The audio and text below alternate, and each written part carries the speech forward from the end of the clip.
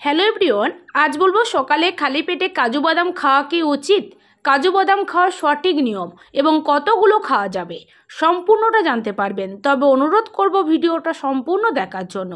তো চলুন এবার জেনে নেওয়া যাক।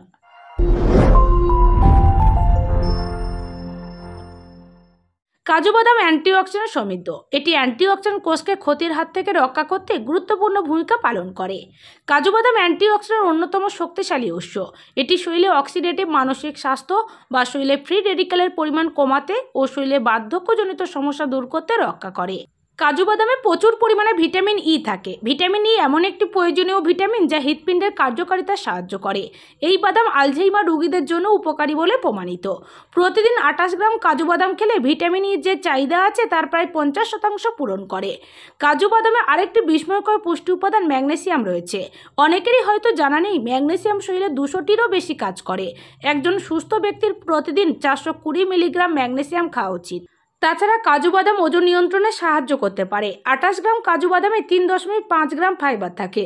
প্রতিদিন সকালে এক মুঠো কাজু বাদাম খেলে দীর্ঘ সময়ের জন্য শরীর ভরা অনুভূত হয়।